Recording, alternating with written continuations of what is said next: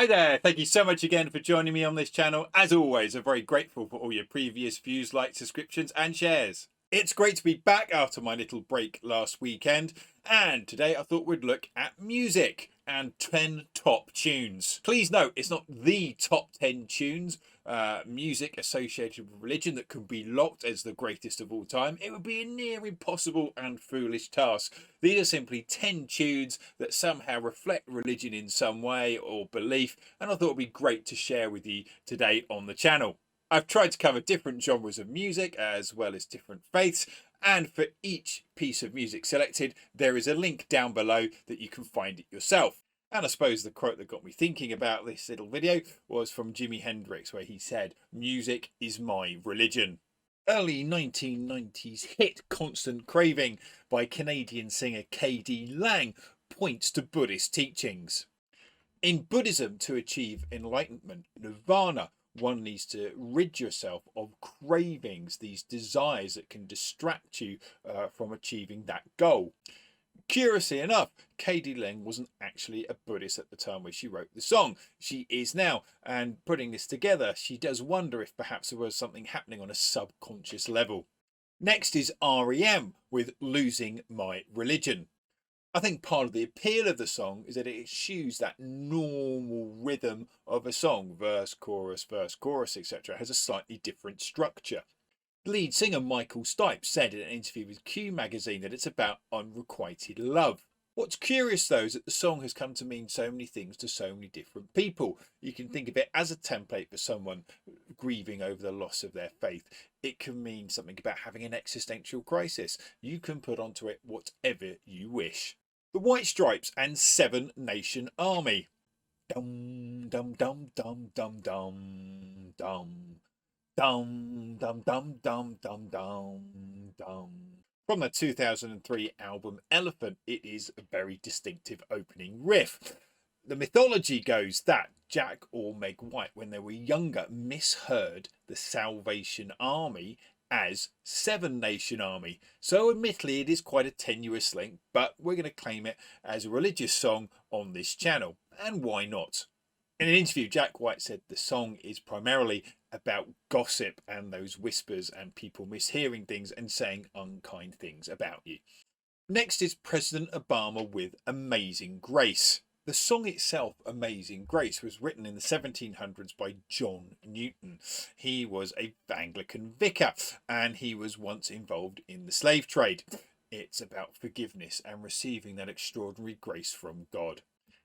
Countless people have recorded this song. Aretha Franklin, Alison Krauss, through to the Dropkick Murphys, who are an Irish thrash metal band.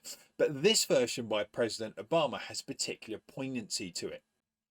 President Obama sung this song at the funeral of Senator Clement Pinckney, who was a pastor who was shot by a white supremacist in his own church. It's an incredibly moving rendition and gives something of the power of this hymn. I guess it kind of makes sense that there's going to be a Beatle or former Beatle or the Beatles in here at some point. So this is George Harrison's My Sweet Lord. He was the first Beatle to have a solo #1, and it features his very distinctive slide guitar movement. The song is effectively a hymn, a song of adulation to the Hindu god Krishna. Taz is the first ever British Pakistani to feature in the UK charts. His song Mehrabaniyan, featuring Ali Naqvi, is a hymn of praise to Allah for the birth of his child. Mehrabaniyan means favour, kindness, mercy, benefit and affection. And you really get that sense of gratitude that comes through this particular track, and how grateful him and his wife are to Allah for their precious gift of a child. Leonard Cohen's Alleluia has a remarkable history. When it was first recorded in 1984, it wasn't really much of a hit. It wasn't until the 1990s, when Jeff Beckley recorded a version, that it really began to get some traction. Even after that, it's been recorded by countless artists, and the song became more famous than Cohen himself. It's been used in popular culture, from films as varied as Shrek through to The Watchmen. It's based on the Jewish scriptures and is particularly heavily referenced by King David and his relationship with Bathsheba. To put it bluntly, Rasputin was a divisive figure. He was seen by some Russians as a mystic, a visionary, a prophet, while others claimed that actually he had too much influence over the Tsar in the late 1890s.